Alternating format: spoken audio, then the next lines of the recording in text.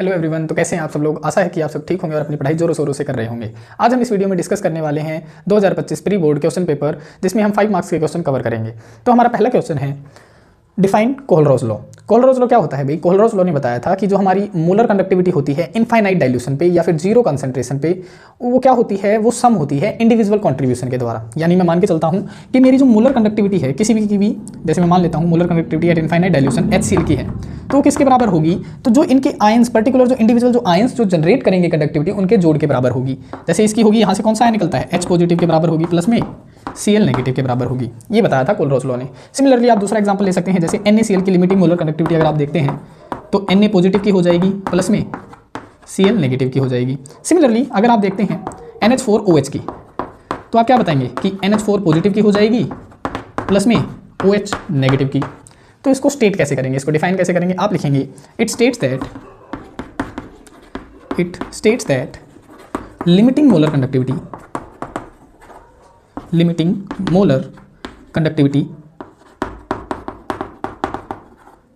Of any electrolyte, मतलब कोई electrolyte कोई सा भी हो सकता है, चाहे स्ट्रॉन्ग हो चाहे वीक हो, of any electrolyte is the sum of individual contribution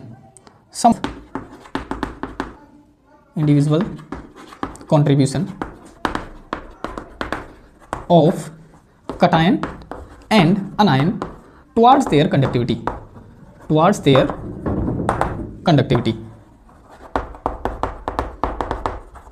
तो इस तरीके से आप क्या करेंगे, उनको बताएंगे कि, और फिर एग्जाम्पल के तरीके से आप उन्हें एक्सप्लेन करेंगे। अब हम इसका सेकंड पार्ट देख लेते हैं। देखो, क्वेश्चन नंबर फर्स्ट का बी पार्ट है हमारे पास में। हमें क्या दे रखा है? रेजिस्टेंस दे रखा है किसी भी कंटेनिंग सेल का, कितने टेम्परेचर के ऊपर। देखो, रेजिस्टेंस हमें दे रखा है 1500 ओम किसी भी सेल का, ठीक है, KCl सेल का, और उसकी कंसंट्रेशन कितनी है? कंसंट्रेशन है 0.001 molar. What is the cell constant? पूछ क्या रहा है हमसे पूछ रहा है सेल कांस्टेंट की वैल्यू पूछ रहा है हमसे, ठीक है। फिर क्या कह रहा है? सेल कांस्टेंट की वैल्यू पूछने टाइम फिर कह रहा है the conductivity of 0.001 molar KCl, कितनी है कंडक्टिविटी? तो ये हमें दे रखी है इसकी कंडक्टिविटी। तो सेल कांस्टेंट का फार्मूला क्या होता है? सेल कांस्टेंट का फार्मूला होता है, देखो सॉल्यूशन किस तरीके से करेंगे हम। सेल कांस्टेंट, इसका फार्मूला होता है conductivity, ratio of conductivity to the conductance. अब कंडक्टिविटी की वैल्यू कितनी है भाई? कंडक्टिविटी की वैल्यू तो हमें दे रखी है 0.146 इंटू 10⁻³ साइमन पर सेंटीमीटर, ये तो हमें वैल्यू दे रखी है। अपॉन में कंडक्टेंस की वैल्यू कैसे निकलेगी? देखो, कंडक्टेंस होता है reciprocal of the resistance. Resistance की वैल्यू तो दे रखी है, तो कंडक्टेंस क्या हो जाएगा? 1/r हो जाएगा, और r की वैल्यू कितनी है? 1500 ओम, तो इसकी जगह पे पुट कर दो 1500 ओम। अब देखो, पर ओम लिखते तो इसकी वैल्यू क्या हो जाती है? साइमन में हो जाती है, क्योंकि कंडक्टेंस की जैसा यूनिट तो साइमन में होती है, तो साइमन से साइमन कैंसिल हो जाएगा। अब जब आप इसे सॉल्व करेंगे तो इसका आंसर कितना आ जाएगा? सेल कांस्टेंट का आंसर आ जाएगा आपका 0.219 पर सेंटीमीटर। अब हम नेक्स्ट क्वेश्चन पढ़ लेते हैं। देखो, क्वेश्चन नंबर फर्स्ट का थर्ड पार्ट है हमारे पास में। How much charge is required for the following reductions. देखो, रिडक्शन का मतलब क्या होता है? रिडक्शन का मतलब होता है गेन ऑफ इलेक्ट्रॉन, यानी इलेक्ट्रॉन का क्या करना है, हमने गेन करना है। और वो पूछ रहा है कि जो ये होंगे, ये जो रिडक्शन हो रहे हैं, इसमें कितने चार्ज की जरूरत पड़ने वाली है। देखो, तो सबसे पहले पार्ट का हम सोल्यूशन करते हैं। हमारे पास में एल्यूमिनियम 3 पॉजिटिव है, और उसका रिडक्शन करवा के हमें डिपॉजिट करवाना है एल्यूमिनियम। तो एल्यूमिनियम 3 पॉजिटिव से जीरो ऑक्सीडेशन स्टेट में जा रहा है, यानी उसने कितने इलेक्ट्रॉन एक्सेप्ट करेंगे? 3 इलेक्ट्रॉन एक्सेप्ट करेंगे। तो अब कितना होता है, जब 1 मोल ऑफ इलेक्ट्रॉन कोई एक्सेप्ट करता है तो कितना चार्ज की जरूरत पड़ती है? उसे 1 फैराडे चार्ज की जरूरत पड़ती है। और 1 फैराडो किसके बराबर होता है? 1 फैराडे बराबर होता है 96,500 कूलम के बराबर होता है। तो यहाँ पे कितना चार्ज की रिक्वायर्ड जरूरत होगी? यहाँ पे 3 फैराडे चार्ज की जरूरत होगी। तो आप लिख सकते हैं charge required for the above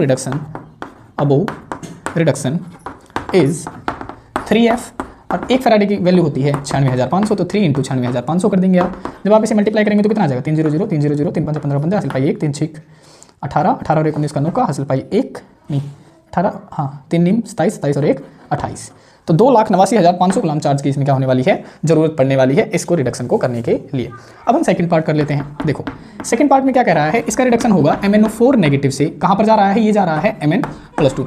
तो +2 में जाने के लिए मुझे ये पता होना चाहिए कि इस पे ऑक्सीडेशन स्टेट कितनी होगी। तो इसको निकाल लेते हैं, यहाँ पे इसको x मान लेते हैं। कितने ऑक्सीजन है? 4 है। एक ऑक्सीजन पे कितना चार्ज होता है? -2। अब जो मॉलिक्यूल के ऊपर जो चार्ज प्रेजेंट है उसको हम बराबर में लिख लेते हैं -1। तो x - 8 = -1, x = 8 - 1, x = 7। तो यहाँ पे +7 चार्ज प्रेजेंट है। अब +7 से +2 में जा रहा है, इसका मतलब कितने इलेक्ट्रॉन एक्सेप्ट कर रहा होगा? यहाँ पे इलेक्ट्रॉन एक्सेप्ट कर रहा होगा वो 5। तो चार्ज की कितनी जरूरत पड़ रही होगी? 5 फैराडे चार्ज की जरूरत पड़ रही होगी। तो आप लिख सकते हैं यहाँ पे charge required for above reduction, above reduction कितना हो जाएगा 5F, अब 5 × 96,500 कर देंगे आप, ठीक है। इतनी कूलम्ब चार्ज की क्या हो रही होगी, उसे जरूरत पड़ रही होगी। अब हम नेक्स्ट क्वेश्चन पढ़ लेते हैं। क्वेश्चन नंबर 2 का ए पार्ट है हमारा डिफाइन कंडक्टिविटी। हमें कंडक्टिविटी को डिफाइन करना है, मोलर कंडक्टिविटी को डिफाइन करना है, और हमें क्या बताना है, हमें वेरिएशंस बताने हैं, discuss their variation with concentration. देखो एक एक करके हम डिस्कस करेंगे। तो सबसे पहले हम सॉल्यूशन बताते हैं, लिखते कैसे हैं, हेडिंग बना लेंगे आप कंडक्टिविटी। कंडक्टिविटी, कंडक्टिविटी को किससे रिप्रेजेंट किया जाता है, कापा के द्वारा रिप्रेजेंट किया जाता है। ये क्या होता है, रेजिस्टिविटी का रेसिप्रोकल होता है। तो आप लिख सकते हैं it is defined as the reciprocal of the resistivity. और रेजिस्टिविटी को किससे रिप्रेजेंट किया जाता है, रो के द्वारा रिप्रेजेंट किया जाता है। तो आप लिख सकते हैं कापा किसके बराबर है, कापा है 1/रो के बराबर, ठीक है। आप इसकी एक और डेफिनेशन बता सकते हैं, जैसे आपने एक फॉर्मूला पढ़ा होगा, और में आप क्या लिख सकते हैं, आपने फॉर्मूला पढ़ा होगा kappa is equal to C × L/A। A क्या होता है आपका एरिया होता है, एल क्या होती है, लेंथ होती है। तो कापा किसके बराबर हो सकता है, कापा कंडक्टेंस के बराबर हो सकता है। जब आप लेंथ और एरिया क्या ले लें, एल की वैल्यू 1 पुट कर दें और एरिया की वैल्यू भी क्या पुट कर दें, 1 पुट कर दें, तो कापा जो है आपका किसके बराबर हो जाएगा, सी के बराबर हो जाएगा। तो हम यहाँ से कैसे डिफाइन करेंगे, आप लिख सकते हैं it is defined as the conductance, it is defined as the conductance. देखो कंडक्टेंस क्या होगी, देखो ये कंडक्टिविटी है तो कंडक्टेंस है, it is defined as the conductance when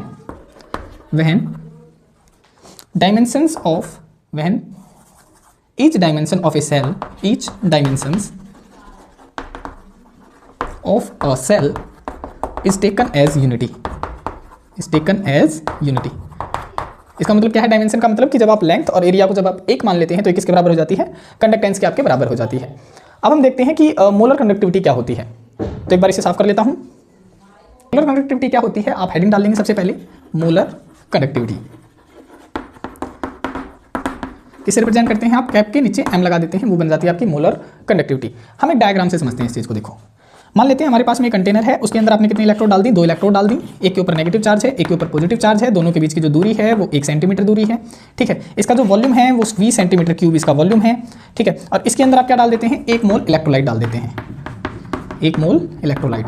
अब जो ये 1 मोल इलेक्ट्रोलाइट डाला है ये डिसोसिएट भी होगा, डिसोसिएट किस में होगा, अपने आयंस के अंदर होगा, है ना, आयंस के अंदर होगा। और इन आयंस की मूवमेंट के द्वारा जो कंडक्टिविटी जो प्रोड्यूस होगी उस कंडक्टिविटी को कहा जाता है मोलर कंडक्टिविटी। तो आप इसे लिखते कैसे हैं, आप लिखेंगे it is defined as the conductivity produced by the dissociation of, किसके द्वारा, डिसोसिएशन के द्वारा, 1 मोल ऑफ इलेक्ट्रोलाइट के द्वारा, dissociation of 1 mole of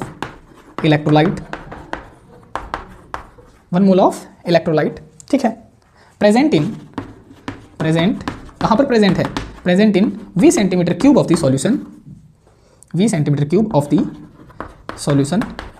in between the electrodes, 2 electrode के बीच में है तो आप लिखेंगे in between the electrodes which are apart from each other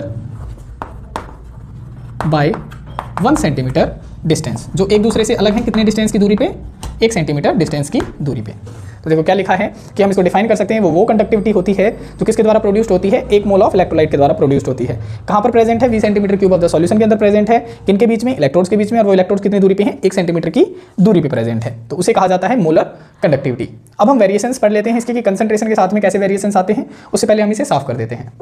variation with concentration, हम दोनों की बातें पढ़ेंगे। देखो हेडिंग डालेंगे आप, variation with concentration of conductivity and molar conductivity.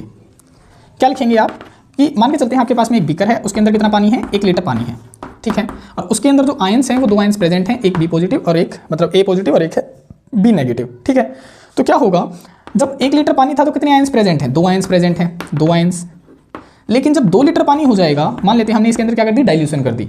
जब 2 लीटर पानी हो जाएगा तो आयंस कितने रहे, आयंस तो 2 ही रहे। अब 2 लीटर के अंदर 2 आयन है, पहले 1 लीटर के अंदर थे 2 आयन, अब 2 लीटर के अंदर 2 आयन है, तो कंसंट्रेशन क्या हो रही है, कंसंट्रेशन तो भाई डिक्रीज हो रही है ना, है ना।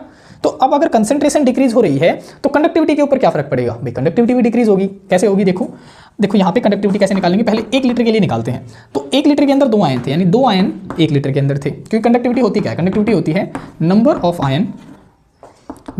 आयंस इन यूनिट वॉल्यूम, कि 1 यूनिट वॉल्यूम के अंदर कितने नंबर ऑफ आयंस हैं। तो देखो यहाँ पे 1 यूनिट वॉल्यूम के अंदर कितने आयंस हैं, 2 आयंस हैं, तो कंडक्टिविटी कितनी होगी आपकी, 2 हो गई। सेकंड केस में पढ़ते हैं, 2 लीटर के अंदर कितने आयन थे, 2 आयन थे, तो 2 लीटर के अंदर 2 आयन थे, तो कंडक्टिविटी कितनी हो गई, 1 हो गई। तो कंडक्टिविटी क्या हो रही है, डिक्रीज हो रही है ना। तो यहाँ से आप क्या कह सकते हैं, with dilution concentration, dilution increases, concentration decreases and conductivity also decreases. इस तरीके से आप लिख सकते हैं। मोलर कंडक्टिविटी के क्या फर्क पड़ता है, तो आप यहाँ पे लिख सकते हैं molar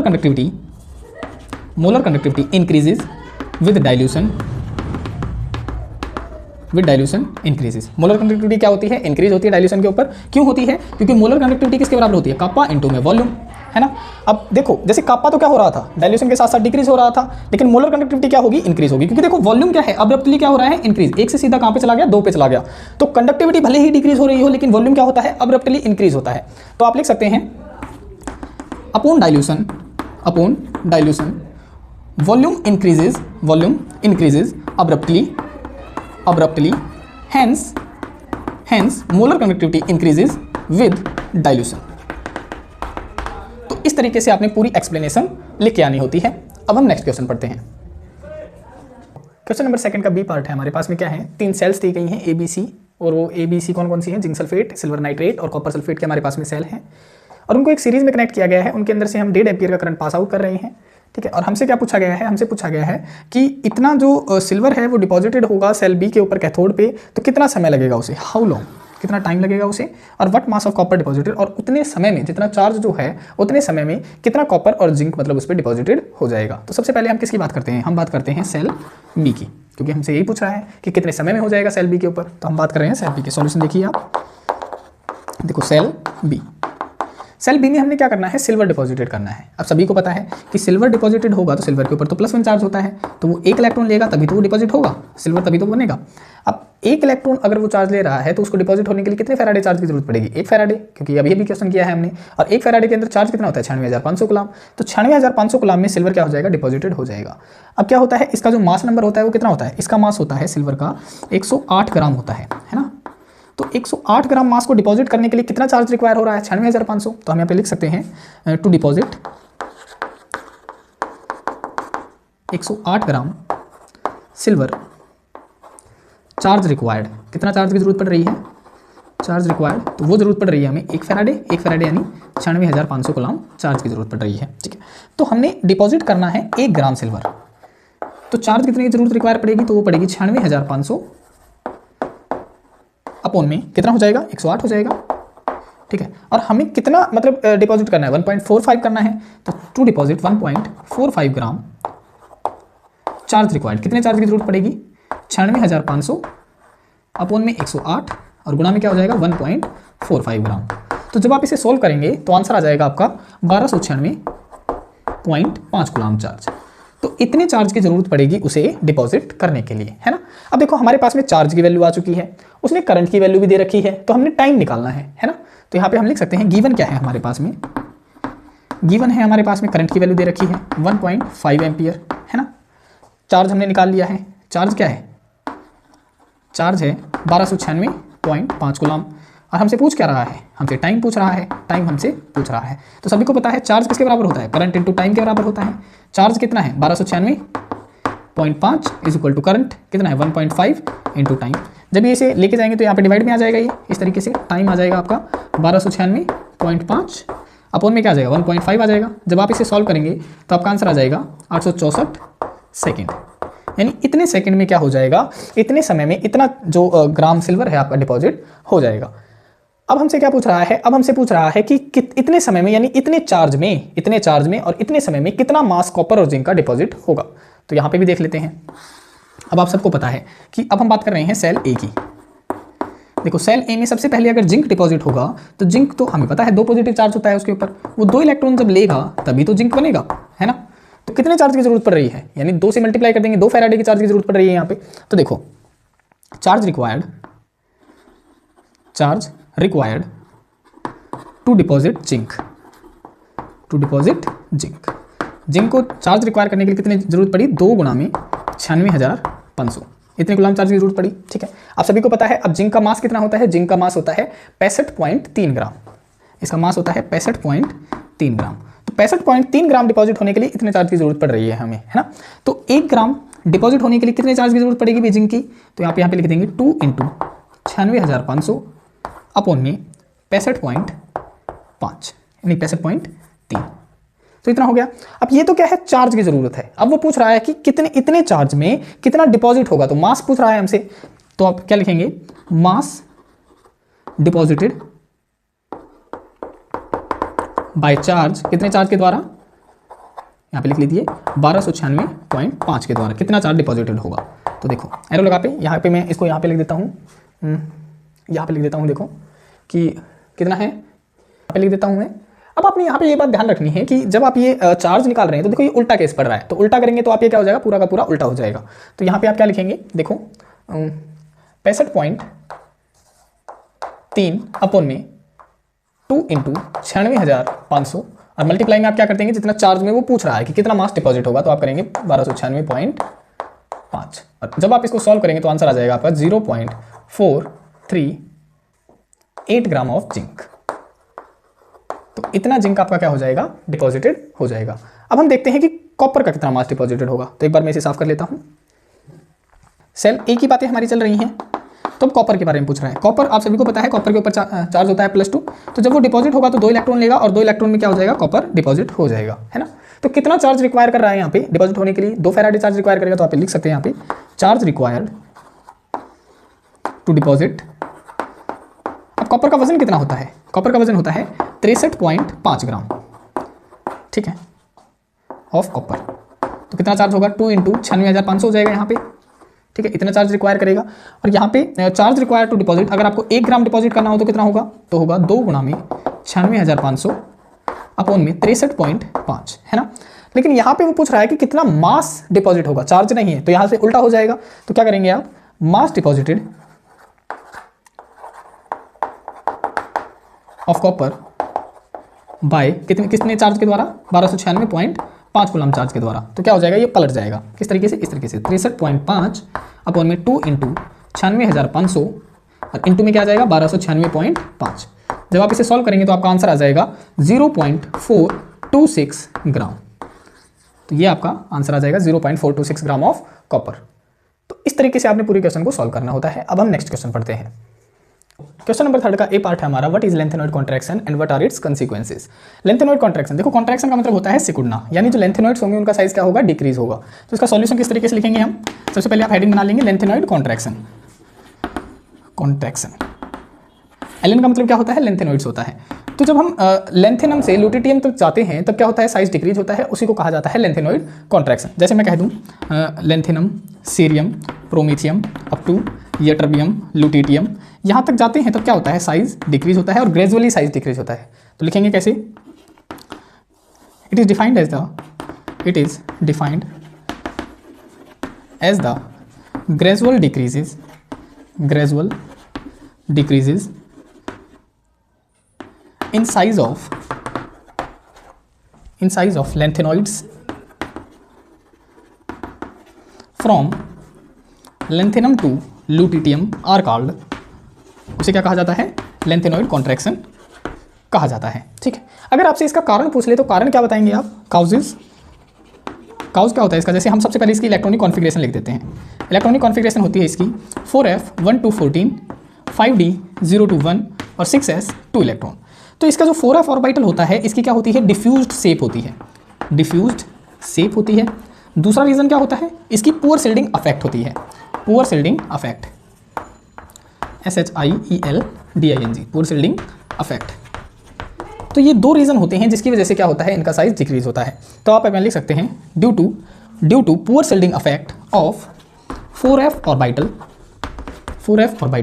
nucleus attracts the 6s electron directly, 6s electrons directly।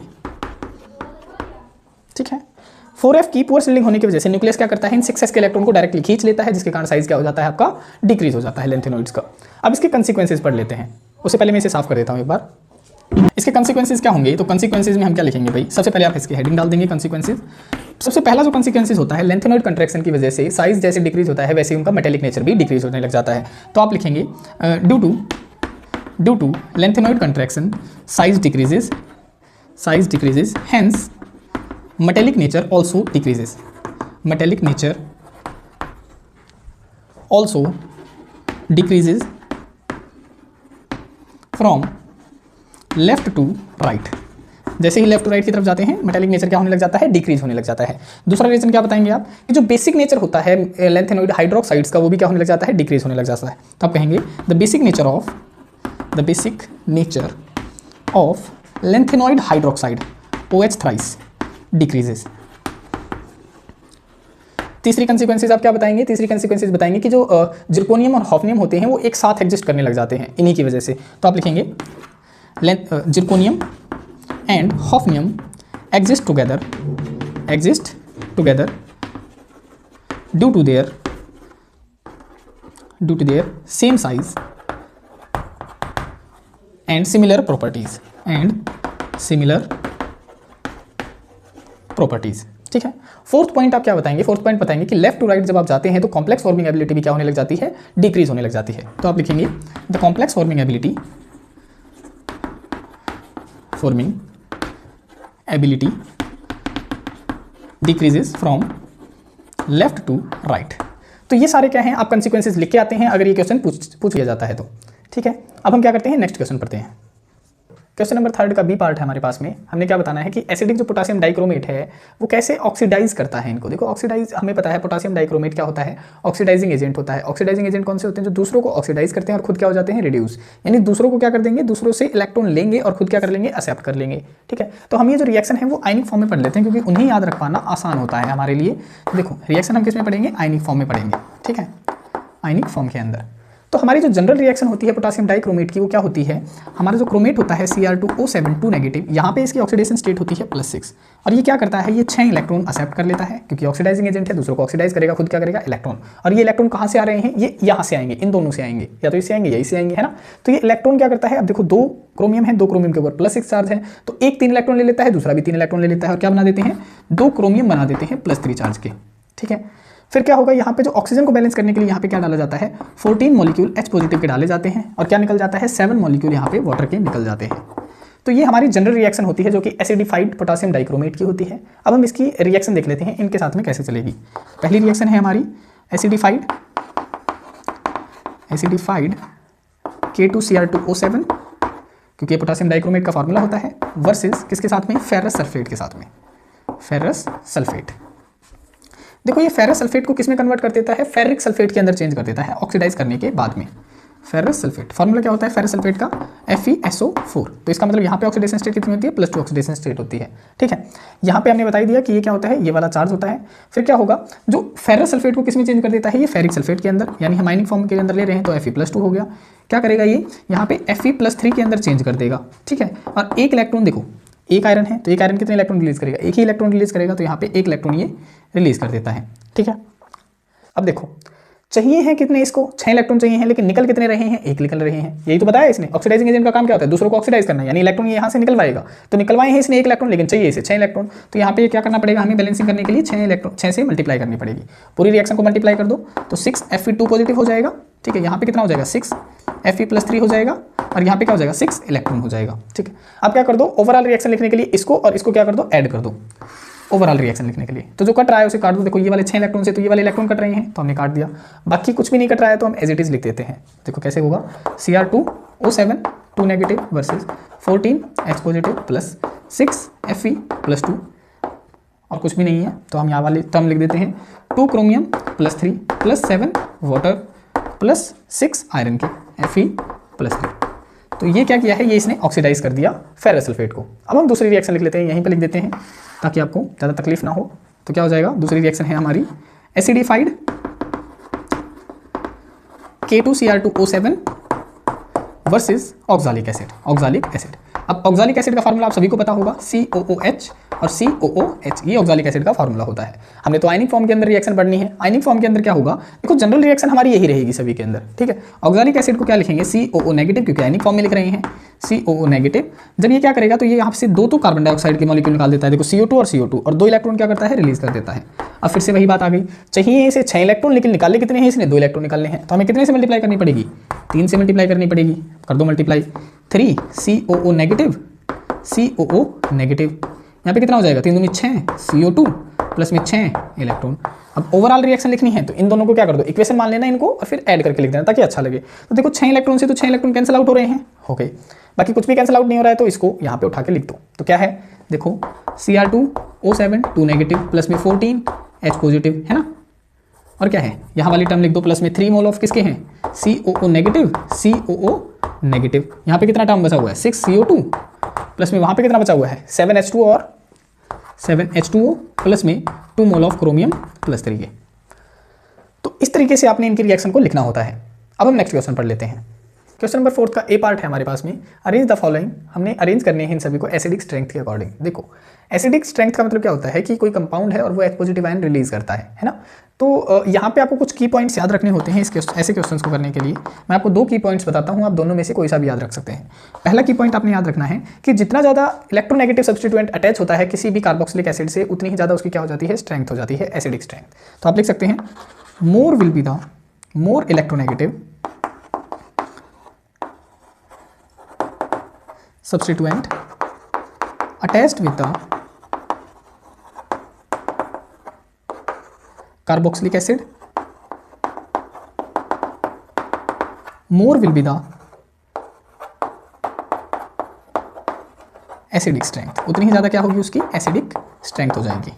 तो एक तो की पॉइंट आप याद ये रख सकते हैं, लेकिन इस की पॉइंट से क्या होगा, आप केवल यही बता पाएंगे कि कौन सा ज़्यादा स्ट्रॉन्ग है। दूसरा की पॉइंट आप बताते हैं हम, दूसरा की पॉइंट आपको क्या याद रखना है, वो याद रखना है कि जितना ज़्यादा नेगेटिव चार्ज का डिस्पर्सल होगा उतनी ही ज़्यादा क्या होगी, कंपाउंड की स्टेबिलिटी बढ़ेगी और उतनी ही ज़्यादा क्या होगी, स्ट्रेंथ बढ़ेगी। तो देखो more is the dispersal of, dispersal का मतलब होता है मूवमेंट करना, dispersal of negative charge, more will be the stability, with the stability and more will be the acidic strength, the acidic strength। इन दोनों की पॉइंट से आपका जो ऊपर वाला जो क्वेश्चन है वो सॉल्व हो जाएगा। देखो किस तरीके से, देखो ये वाला भी एसिटिक एसिड है, ये H एटम देगा तो ये भी एसिडिक स्ट्रेंथ शो करेगा, है ना। ये वाला H एटम देगा, ये भी एसिडिक स्ट्रेंथ शो करेगा, ये वाला H एटम देगा, ये भी एसिडिक स्ट्रेंथ शो करेगा, ये वाला H एटम देगा, ये भी एसिडिक स्ट्रेंथ शो करेगा, है ना। मैं इनको नाम रख देता हूँ, इसका कंपाउंड A, इसका कंपाउंड 2, इसका कंपाउंड 3, इसका कंपाउंड 4, है ना। अब क्या बताया देखो सेकंड की पॉइंट पे कि जितना ज़्यादा नेगेटिव चार्ज का डिस्पर्सल होगा, यानी इसकी मूवमेंट इधर को होगी, इसकी मूवमेंट इधर को होगी, सिमिलरली इसकी मूवमेंट इधर को होगी, इसकी मूवमेंट इधर को होगी, इसकी मूवमेंट इधर को होगी, इसकी मूवमेंट इधर को होगी, इसकी मूवमेंट इधर को होगी और इसकी मूवमेंट इधर को होगी, है ना। अब देखो ये वाला जो ग्रुप लगा हुआ है इसकी तरफ, ये कौन सा ग्रुप लगा हुआ है, ये लगा हुआ है इलेक्ट्रॉन डोनेटिंग ग्रुप।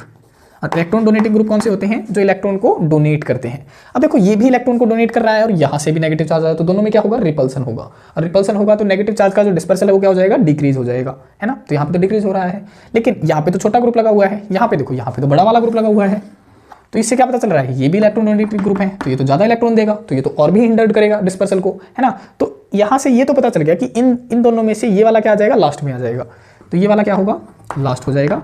फिर क्या हो जाएगा, फिर आपका हो जाएगा ये वाला फर्स्ट वाला, क्योंकि इलेक्ट्रॉन डोनेटिंग ग्रुप लगे हुए हैं। फिर यहाँ पे देखो हाइड्रोजन जो होता है, हाइड्रोजन ना तो electron donating group effect show करता, ना ही इलेक्ट्रॉन विड्राइंग ग्रुप होता है, ये कोई भी इफेक्ट शो नहीं करता डिस्पर्सल के ऊपर। लेकिन यहाँ पे क्या है, यहाँ पे जो ये ग्रुप लगा हुआ है ये है इलेक्ट्रॉन विड्राइंग ग्रुप, यानी इलेक्ट्रॉन को ये खींचता है, और खींचता है तो जितना ज़्यादा ये खींचेगा उतनी ही ज़्यादा डिस्पर्सल होगी। तो सबसे ज़्यादा डिस्पर्सल को इसकी हो जाएगी, फोर्थ वाले की, है ना। तो सबसे ज़्यादा एसिडिक स्ट्रेंथ भी इसकी हो जाएगी, लेकिन इसका कोई फर्क नहीं पड़ रहा है, तो ये आ जाएगा सेकंड नंबर पे। तो इस तरीके से आपने इन दोनों को क्या करना है, अरेंज करना है, और ये आपके की पॉइंट्स हैं जिनको आप याद रख सकते हैं। अब हम नेक्स्ट क्वेश्चन पढ़ते हैं। देखो क्वेश्चन नंबर 4 का भी पार्ट है हमारा, describe the following Cannizzaro reaction, esterification reaction और क्रॉस एल्डोल कंडेंसेशन रिएक्शन। देखो ये एग्जाम पॉइंट ऑफ व्यू से काफ़ी ज़्यादा मोस्ट इंपॉर्टेंट रिएक्शंस हैं। तो ये जो क्वेश्चन है ये हमने अपने PYQ 2024 और 2023 में पहले से ही हमने डिस्कस कर लिया है विद डिटेल्ड सॉल्यूशन। अगर आपने वो हमारी वीडियो नहीं देखी है तो प्लीज़ वो देख के आएँ ताकि आपको आगे पढ़ने में आसानी हो। इनके जो लिंक हैं, इनकी जो वीडियोस के जो प्लेलिस्ट के जो लिंक है वो डिस्क्रिप्शन में प्रोवाइड करवा दूंगा, आप वहाँ से जाके देख सकते हैं। अब हम नेक्स्ट क्वेश्चन पढ़ते हैं। क्वेश्चन नंबर 5 का ए पार्ट है हमारे पास में। कोई ऑर्गेनिक कंपाउंड दिया गया है जिसका मॉलिक्यूलर फार्मूला है C9H10O। तो सबसे पहले हम इसकी कुछ अजम्पशंस कर लेते हैं कि वो कंपाउंड क्या हो सकता है। देखो अजम्पशंस हैं हमारी, क्या क्या हो सकता है वो। हम पहले बेंजीन रिंग बना लेते हैं। हमें पता है बेंजीन रिंग के अंदर कितने कार्बन अटेम्प्ट हो जाते हैं, 6 कार्बन आ जाते हैं, है ना। तो बचे कितने, 3 कार्बन बचे हैं। तो 3 कार्बन या तो वो इस तरीके से हो सकता है CH3 CH2 C double bond OH। ये क्या है, हमारी अजम्पशंस है। क्यों है, हम एल्डिहाइड या कीटोनिक ग्रुप ही क्यों लेके चल रहे हैं, क्योंकि वो कह रहा है कि ये क्या बना रहा है, ये 2,4-DNP प्रोडक्ट बना रहा है। और 2,4-DNP कब बनता है, जब उसकी रिएक्शन चलती है एल्डिहाइड या कीटोन के साथ में, क्योंकि 2,4-DNP का स्ट्रक्चर क्या होता है, NH सिंगल बॉन्ड NH, और यहाँ पे क्या होता है 2,4 डाइनाइट्रो होता है। बेंजीन इस तरीके से अटैच होती है, NO2 ग्रुप और NO2 ग्रुप। तो ये क्या है, 2,4-DNP है। और ये किसके साथ में रिएक्शन करता है, ये केवल एल्डिहाइड या कीटोन के साथ में रिएक्शन करता है। तो यहाँ से हमें ये बात पता चल चुकी है कि वो जो कंपाउंड है वो ये हो सकता है कि हमारे पास में जो मॉलिक्यूलर फार्मूला है C9H10O, वो क्या कर रहा है, वो 2,4-DNP प्रोडक्ट बना रहा है। यहाँ से मुझे पता चल गया कि वो कार्बोनिल ग्रुप कंपाउंड है। ठीक है, यहाँ से मुझे पता चल गया। सेकंड बात वो क्या कह रहा है, रिड्यूसिस टॉलरेंस रिएजेंट। अब टॉलरेंस रिएजेंट को क्या कर रहा है, रिड्यूस कर रहा है। टॉलरेंस रिएजेंट को कौन रिड्यूस कर सकता है भाई, केवल एल्डिहाइड ग्रुप रिड्यूस कर सकता है। यहाँ से मुझे ये बात पता चल गई, क्योंकि टॉलरेंस रिएजेंट क्या करता था, ऑक्सीडाइजिंग एजेंट की तरह काम करता था, और वो केवल एलिफेटिक या एरोमेटिक एल्डिहाइड को ही ऑक्सीडाइज कर पाता था। एरोमेटिक कीटोन, जो कीटोन्स होते हैं या फिर जो एलिफेटिक हो या फिर एरोमेटिक कीटोन हो, उन्हें वो ऑक्सीडाइज नहीं कर पाता था। तो यहाँ पे वो कह रहा है वो कर रहा है, इसका मतलब वो एल्डिहाइड ग्रुप है, हम कीटोनिक भी नहीं ले सकते हैं। ठीक है। तीसरी बात क्या कह रहा है, अंडरगोज कैनिजारो रिएक्शन। इसके अंदर कैनिजारो रिएक्शन भी चल रही है। कैनिजारो रिएक्शन अगर चल रही है, हमने बताया था कि कैनिजारो रिएक्शन किसके अंदर चलती है, वो एल्डिहाइड या कीटोनिक ग्रुप होते हैं जिनके अंदर कोई भी अल्फा हाइड्रोजन नहीं होते हैं। तो यहाँ पे क्या होगा, नो अल्फा हाइड्रोजन एटम। तो सबसे पहली कंडीशन हमें यही ध्यान रखनी है कि अल्फा हाइड्रोजन उसके अंदर नहीं होना चाहिए। फिर कह रहा है कि जब हम उसकी विग्रस ऑक्सीडेशन करवा देते हैं तो 1,2 बेंजीन डाइकार्बोक्सिलिक एसिड बना देता है। जब हम इसकी विग्रस ऑक्सीडेशन करवा देते हैं तो हमें मिलता है बेंजीन 1,2 डाइकार्बोक्सिलिक एसिड। ये वाला कंपाउंड हमें बन जाता है ना। तो देखो हम अपनी अजम्पशंस लगाते हैं। अब इसके कंपाउंड गिनो, देखो कार्बन 6 हो गए, 7 8 9 कार्बन हो गए। हाइड्रोजन गिनो, अब 5 हाइड्रोजन तो इस बेंजीन के ऊपर है, 5 और 3 8 9 10 10 और 1 11। नहीं तो ज़्यादा हो गई भाई, दोबारा गिनो, C6H5 5 3 8 9 10 और 1 11। ये तो ज़्यादा हो गई भाई, है ना। कहीं पे कुछ गड़बड़ी है, हाँ ये वाली गड़बड़ी है, यहाँ पे CH2 आ जाएगा। देखो अब देखो 5 6 7 8 9 10 हो गए, तो ये वाला हो सकता है। दूसरी एजम्पशंस लगाओ अब, और क्या हो सकता है, और हो सकता है C डबल बॉन्ड नहीं CH2 C double bond OH, और यहाँ पे मैं CH3 ग्रुप अटैच कर दूँ तो क्या हो सकता है। देखो अब कितने हैं, 6 कार्बन ये हो गए, 7 8 9 कार्बन हो गए। हाइड्रोजन देखो 4 इसके ऊपर है, 4 3 7 8 9 और 1 10। ये भी हो सकता है भाई, क्योंकि फार्मूला मैच कर रहा है। तीसरी एजम्पशंस आपकी क्या हो सकती हैं, आपकी हो सकती हैं ये कि C डबल बॉन्ड OH, और यहाँ पे क्या है CH2 CH3। इसे देखो, अब देखो 6 कार्बन 7 8 9 कार्बन हो गए। हाइड्रोजन देखो 4 5 6 और 3 9 और 1 10। तो ये वाला भी हो सकता है। अब इन कंडीशंस के ऊपर आ जाओ। देखो पहली वाली कंडीशन हमने देखी 2,4-DNP, तो कोई भी मतलब कार्बोनिल ग्रुप कर सकता है, ये भी कर देगा, ये भी कर देगा और ये भी कर देगा। इसे तो कुछ भी नहीं पता चला, इसे तो केवल कार्बोनिल ग्रुप के बारे में पता चला। दूसरी क्या है, टॉलरेंस रिएजेंट। होना क्या चाहिए, एल्डिहाइड होना चाहिए इसके अकॉर्डिंग, सारी ही एल्डिहाइड है, तो ये भी नहीं पता चला भाई। तीसरे में कह रहा है कैनिजारो रिएक्शन होनी चाहिए जिसमें नो अल्फा हाइड्रोजन एटम, कोई भी अल्फा हाइड्रोजन एटम नहीं होते हैं। तो देखो कार्बोनिल ग्रुप के बाजू में क्या है, अल्फा कार्बन है, तो अल्फा कार्बन पे जितने हाइड्रोजन होंगे अल्फा हाइड्रोजन होंगे, तो इसमें तो है भाई। तो ये वाला कंपाउंड तो नहीं शो कर सकता ये रिएक्शन। सेकंड देखो इस वाले में, इसमें भी भाई अल्फा हाइड्रोजन है, तो ये वाला कंपाउंड भी नहीं शो कर सकता। इसके देखो बाजू में कार्बन तो है, लेकिन कार्बन अल्फा कार्बन तो है, लेकिन इसके ऊपर हाइड्रोजन नहीं है। देखो 1 2 3 4 चारों बॉन्ड कार्बन के साथ में बना रखे हैं, तो हाइड्रोजन तो है ही नहीं। तो ये वाली कंपाउंड हमारा क्या कर सकता है, सेटिस्फाई कर सकता है इसको रिएक्शन को। और जब इसकी विग्रस ऑक्सीडेशन हम करवाएंगे तो देखो ये भी कार्बोक्सिलिक में चेंज हो जाएगा और ये भी कार्बोक्सिलिक में चेंज हो जाएगा। तो हमारा जो कंपाउंड है वो ये है। इसका नाम क्या आ जाएगा, इसका नाम आ जाएगा देखो 2 इथाइल बेंजल्डिहाइड। देखो 2 पे क्या है, इथाइल ग्रुप लगा हुआ है, तो इसका नाम आ जाएगा 2 इथाइल बेंजल्डिहाइड। बेंजल्डिहाइड इसका नाम हो जाएगा, अगर आपसे IUPAC नेम इसकी पूछ लेता है तो इस तरीके से हमने आइडेंटिफाई करना होता है कंपाउंड को। अब हम नेक्स्ट पार्ट पर लेते हैं इसका। देखो क्वेश्चन नंबर 5 का बी पार्ट है हमारा, डिस्टिंग्विश करना है हमने इन दोनों में से, ठीक है, बेंजल्डिहाइड और एसिटोफेनन में से, और एसिटोफेनन और बेंजोफेनन में से कोई केमिकल रिएक्शन के द्वारा। देखो तो जो बेंजल्डिहाइड होता है ये हमारी कौन सी रिएक्शन शो कर सकता है, ये हमारा टॉलन टेस्ट दे सकता है। टॉलरेंस रिएजेंट के साथ में जब इसकी रिएक्शन करवाई जाती है तो इसकी हो जाती है, लेकिन एसिटोफेनन के साथ में इसकी रिएक्शन नहीं होती है। एसिटोफेनन कौन सा रिएक्शन शो करता है, ये करता है आइडोफॉर्म टेस्ट। आइडोफॉर्म टेस्ट तो यहाँ से आपको क्या पता चल रहा है कि जो बेंजल्डिहाइड है वो आइडोफॉर्म टेस्ट शो नहीं कर सकता और जो एसिटोफेनन है वो टॉलरेंस रिएजेंट टेस्ट शो नहीं कर सकता। तो देखो इसकी रिएक्शन लिखते हैं हम बेंजल्डिहाइड की। बेंजल्डिहाइड क्या होता है, बेंजीन के ऊपर अगर C double bond OH group लगा हुआ है तो उसे कहा जाता है बेंजल्डिहाइड।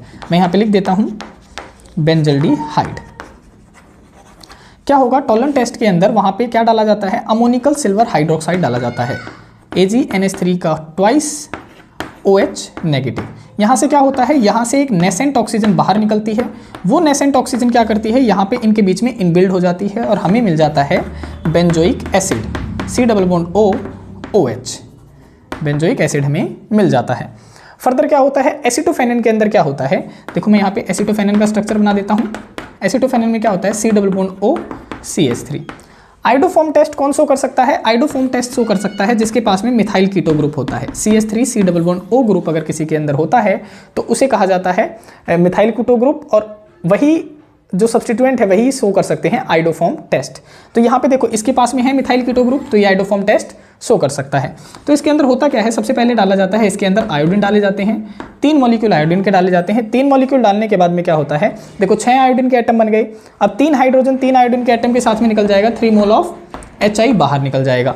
बचे कितने, 3 आयोडीन बचे, वो 3 आयोडीन इनके स्थान पे आ जाएंगे और हमें कुछ इस टाइप का स्ट्रक्चर मिल जाएगा, benzene C double bond O CI3। Further क्या होता है, इसकी रिएक्शन करवाई जाती है NaOH के साथ में। NaOH में क्या करेगा, देखो इसका जो ये हाइड्रोजन है NaOH का, ये हाइड्रोजन और CI3 क्या बना देता है, CHI3 बना देता है, जिसे हम कहते हैं आइडोफॉर्म। और ये किस कलर का होता है, ये होता है येलो कलर का। तो ये टेस्ट शो कर देगा, लेकिन बेंजल्डिहाइड ये टेस्ट शो नहीं कर सकता है। सिमिलरली यहाँ पे जो एसिटोफेनन है, देखो दोबारा से वही से आ गया। एसिटोफेनन कौन सा टेस्ट शो करता है, आइडोफॉर्म टेस्ट शो कर सकता है, आइडोफॉर्म टेस्ट शो कर सकता है। तो यहाँ पे ये रिएक्शन दोबारा से सेम लिख देंगे आप, आइडोफॉर्म वाली। लेकिन जो बेंजोफेनन होता है, बेंजोफेनन आइडोफॉर्म टेस्ट शो नहीं कर सकता है, क्योंकि बेंजोफेनन में होता ही नहीं है मिथाइल कीटो ग्रुप। इसकी जो स्ट्रक्चर होती है वो ये होती है भाई, देखो ये वाली, तो इसके अंदर तो है ही नहीं मिथाइल कीटो ग्रुप, तो ये रिएक्शन शो नहीं कर सकता है। अब हम नेक्स्ट पार्ट देखते हैं इसका। क्वेश्चन नंबर 5 के बी पार्ट का थर्ड पार्ट है, फिनोल और बेंजोइक एसिड को आपने डिस्टिंग्विश करना है विद केमिकल रिएक्शन। फिनोल का जो फार्मूला होता है वो होता है C6H5OH, ठीक है, और बेंजोइक एसिड का जो फार्मूला होता है वो होता है C6H5COOH। ये दोनों के ये फार्मूले होते हैं। इसमें क्या होता है, इसके 6 मॉलिक्यूल किसके साथ में रिएक्शन करते हैं, आयरन क्लोराइड के साथ में, FeCl3 के साथ में जब ये रिएक्शन करते हैं तो क्या बना देते हैं, एक वायलेट कलर का कॉम्प्लेक्स बना देते हैं। किस तरीके से बनाते हैं देख लेते हैं। यहाँ पे FeOC6H5 और यहाँ पे क्या होता है 3 नेगेटिव, तो ये कॉम्प्लेक्स बना देते हैं जो कि क्या होता है, वायलेट कलर का होता है। लेकिन सिमिलरली ये आयरन क्लोराइड के साथ में जब ये रिएक्शन करते हैं तो क्या करते हैं, ये भी आयरन का एक कॉम्प्लेक्स बना देते हैं जो कि किस कलर का होता है, बफ कलर का सॉल्यूशन होता है, बफ कलर का कॉम्प्लेक्स होता है, या फिर आप क्या कह सकते हैं सॉल्यूशन होता है। तो ये क्या है, ये दोनों की केमिकल रिएक्शन है जो इन दोनों को क्या कर रही हैं, डिस्टिंग्विश कर रही हैं। क्वेश्चन नंबर 6 है हमारा, explain giving reasons transition element. देखो ये वाला जो क्वेश्चन है हमारा रिपीट हो चुका है, तो अगर आपने हमारे प्रीवियस ईयर के क्वेश्चन पेपर की जो वीडियो नहीं देखी है तो वहाँ पे आप जाके देख सकते हैं, आपको लिंक डिस्क्रिप्शन में दे दिया जाएगा, ठीक है। वैसे मैं थोड़ा थोड़ा यहाँ पे बता देता हूँ कि पहला पार्ट है हमारा transition element and many of their compounds show paramagnetic behaviour, कि जो ट्रांजिशन एलिमेंट्स होते हैं वो कौन सा बिहेवियर शो करते हैं, पैरामैग्नेटिक। देखो ट्रांजिशन एलिमेंट कौन से होते हैं, डी ब्लॉक के एलिमेंट होते हैं। तो डी ब्लॉक में क्या होता है, नंबर ऑफ अनपेयर्ड इलेक्ट्रॉन पाए जाते हैं। तो नंबर ऑफ अनपेयर्ड इलेक्ट्रॉन होने की वजह से वो कौन सा प्रॉपर्टी शो करते हैं, पैरामैग्नेटिक बिहेवियर शो करते हैं। हमारा सेकंड पार्ट है the enthalpy of atomization of transition metals are very high. देखो एंथैल्पी ऑफ एटोमाइजेशन क्या होती है, एंथैल्पी ऑफ एटोमाइजेशन होती है कि जब हम किसी एक मोल ऑफ मेटल को किस में कन्वर्ट करना हो, गैसियस एटम में कन्वर्ट करना हो, तो जो एनर्जी रिक्वायर्ड होती है उसे कहा जाता है एंथैल्पी ऑफ एटोमाइजेशन, किसी मेटल लैटिस को गैसियस एटम में कन्वर्ट करने के लिए। तो क्या होता है, देखो जब हम डी ब्लॉक एलिमेंट्स के अंदर चलते हैं तो नंबर ऑफ अनपेयर्ड इलेक्ट्रॉन क्या होते हैं, इंक्रीज होते हैं, अनपेयर्ड इलेक्ट्रॉन इंक्रीज होते हैं। जैसे जैसे number of unpaired electron increase होते हैं, मेटल मेटल ओवरलैपिंग क्या होती है, या फिर मेटल मेटल बॉन्डिंग क्या होती है, इंक्रीज होती है। और जैसे जैसे मेटल मेटल बॉन्डिंग इंक्रीज होगी तो एंथैल्पी ऑफ एटोमाइजेशन भी क्या होगी, इंक्रीज होगी, क्योंकि मेटल को तोड़ने के लिए क्या लगेगा, ज़्यादा एनर्जी लगेगी। तो इस तरीके से आप इसे एक्सप्लेन कर सकते हैं। और अगर आपने डिटेल में हमारी एक्सप्लेनेशन देखनी है कि कैसे लिखना है तो आप हमारे प्रीवियस ईयर की वीडियोज़ देख सकते हैं, लिंक आपको डिस्क्रिप्शन में मिल जाएगा। हमारा जो थर्ड पार्ट है उसमें कह रहा है the transition metals are generally formed coloured compound. देखो जो ट्रांजिशन मेटल्स होते हैं लगभग क्या होते हैं, वो कलर्ड कंपाउंड शो करते हैं। इनका रीज़न क्या होता है, इनका रीज़न ये होता है कि जो डी ब्लॉक के एलिमेंट्स होते हैं वो मतलब क्या करते हैं, स्प्लिटिंग शो करते हैं। स्प्लिटिंग शो होने के कारण और वो क्या करते हैं, फिर डी ट्रांजिशन शो करते हैं। यानी डी का कोई इलेक्ट्रॉन उछल के किस में चला जाता है, डी ही ऑर्बिटल में चला जाता है, यानी T2G से किस में चला जाता है, EG में चला जाना, या फिर EG से किस में चला जाना, T2G में चला जाना। इसे कहा जाता है DD ट्रांजिशन। ठीक है, तो जिनकी वजह से वो क्या करते हैं, कलर कॉम्प्लेक्स शो करते हैं। वो जो भी कलर एब्जॉर्ब करते हैं उसका कॉम्प्लीमेंट्री कलर वो शो करते हैं। कैसे, जैसे मैं मान लेता हूँ, मैंने ये वाली कुछ आकृति सी बना दी इस तरीके से, VIBGYOR, यानी उसका कॉम्प्लीमेंट्री कलर। देखो R का कॉम्प्लीमेंट्री कलर क्या होगा, G होगा, यानी अगर वो रेड कलर की लाइट एब्जॉर्ब कर रहा है तो कौन सा कलर शो करेगा, ग्रीन करेगा। तो उनका कॉम्प्लीमेंट्री कलर वो शो करते हैं। नेक्स्ट पार्ट है हमारा, the transition metals form large number of complexes. देखो जो ट्रांजिशन मेटल्स होते हैं, क्या रीजन होता है कॉम्प्लेक्स बनाने का, यही रीजन होता है कि उनके पास में क्या होते हैं, नंबर ऑफ अनपेयर्ड इलेक्ट्रॉन होते हैं। दूसरा रीजन क्या होता है कि उनके पास में वैकेंट डी ऑर्बिटल होते हैं। तीसरा रीजन क्या होता है कि वो क्या करते हैं, मतलब वेरिएबल ऑक्सीडेशन स्टेट्स हो करते हैं। तो ऐसे रीजन होने की वजह से ट्रांजिशन मेटल क्या करते हैं, large number of complexes form करते हैं। हमारा फिफ्थ पार्ट है, व्हेन वी मूव, यहाँ पे मूव आएगा भाई, move from left to right in transition series the decrease in atomic size small. कह रहा है कि जब हम स्कैंडियम टू जिंक जाते हैं तो नॉर्मली क्या होता है, पीरियड के अंदर जो एटॉमिक साइज होता है वो स्मॉल होता चला जाता है, डिक्रीज होता चला जाता है। लेकिन इसमें कह रहा है कि स्कैंडियम टू जब हाफ जाते हैं हम तो क्या दिखता है, आपको डिक्रीज देखने को मिलता है, साइज के अंदर क्या हो रहा है, डिक्रीज होता है। लेकिन फर्दर आप जब आगे की तरफ जाते हैं तो साइज आपको डिक्रीज तो दिखता है लेकिन स्मॉल एक्सटेंट के अंदर दिखता है, यानी जितना होना चाहिए स्मॉल उतना नहीं होता है, कुछ ना कुछ क्वांटिटी में क्या होता है, डिक्रीज होता है, स्मॉल अमाउंट में डिक्रीज होता है। तो इसके पीछे क्या रीजन होता है, देखो इसके पीछे रीजन होता है पुअर शिल्डिंग इफेक्ट का भी, कि poor shielding effect of D orbital. Reason है इसका poor shielding effect of D orbital. अब ये पुअर शिल्डिंग इफेक्ट क्या होती है भाई, तो पुअर शिल्डिंग इफेक्ट होता है कि मतलब जो इनर ऑर्बिटल है वो आउटर ऑर्बिटल को क्या करते हैं, शील्ड करते हैं। जैसे हम एग्जांपल से समझते हैं, देखो हमारे पास में ये है और एक ये ऑर्बिटल है, अंदर क्या है, न्यूक्लियस है। तो यहाँ भी इलेक्ट्रॉन होते हैं, यहाँ भी इलेक्ट्रॉन होते हैं। मान लेते हैं डी ऑर्बिटल है, ये क्या है, एस ऑर्बिटल है। ठीक है, तो न्यूक्लियस का क्या काम है, पॉजिटिव चार्ज न्यूक्लियस का क्या काम है, इलेक्ट्रॉन को अपनी तरफ खींचना। तो इस वाले इलेक्ट्रॉन को भी अपनी तरफ खींचेगा और इस वाले को भी खींचेगा। और डी का काम है इसे क्या करना, शील्ड करना, मतलब इनर इलेक्ट्रॉन आउटर इलेक्ट्रॉन को क्या करेंगे, शील्ड करेंगे, यानी प्रोटेक्ट करेंगे, ये इसका काम होता है। तो इनका जो काम होता है वो बहुत ही मतलब पुअर होता है, जिसके कारण न्यूक्लियस क्या करता है, इसको अपनी तरफ अट्रैक्टली खींच लेता है। देखो यहाँ पे मैं लिख के दिखा देता हूँ ताकि आपको समझ में आ जाए क्या होता है। ये होता है shielding of inner orbital electron, shielding of outer orbital electron by inner orbital electron, उसे कहा जाता है शील्डिंग इफेक्ट। ठीक है, तो देखो ये क्या करता है, इन दोनों में कुछ ना कुछ रिपल्सन होगा। अगर दोनों ही जा रहे हैं तो रिपल्सन होगा तो क्या होगा, जितना होना चाहिए था उतना नहीं होता, रिपल्सन की वजह से थोड़ा थोड़ा कम अमाउंट में डिक्रीज होता है। तो यही रीजन है इसका कि जब हम लेफ्ट टू राइट जाते हैं तो क्या होता है, ट्रांजिशन सीरीज डिक्रीज तो होती है लेकिन स्मॉल एक्सटेंट के अंदर डिक्रीज होती है। अगर आपने इन सभी पार्ट्स के क्वेश्चन के जो आंसर्स हैं वो डिटेल्स में देखने हैं तो आप हमारे पुराने PYQs देख सकते हैं। आज के लिए इतना ही। अगर आपको वीडियोस पसंद आ रही हैं तो वीडियोस को लाइक, शेयर एंड सब्सक्राइब कीजिए, और चैनल पर अगर पहली बार हैं तो चैनल को सब्सक्राइब कीजिए और हिट द बेल आइकन, ताकि आपको सबसे पहले वीडियोज़ की नोटिफिकेशन आपको सबसे पहले मिल जाए। और अगर आपको किसी भी वीडियोज़ में कोई भी डाउट आता है या मतलब कोई भी मतलब त्रुटि रह जाती है तो आप हमें कमेंट सेक्शन में बता सकते हैं, और आप अगली नेक्स्ट वीडियो किस टॉपिक पे चाहते हैं वो भी हमें कमेंट सेक्शन में बता सकते हैं। आपको उसका वीडियो की फॉर्म में सॉल्यूशन मिल जाएगा। ऐसे ही पढ़ते रहें, आगे बढ़ते रहें। धन्यवाद, मिलते हैं नेक्स्ट वीडियो में।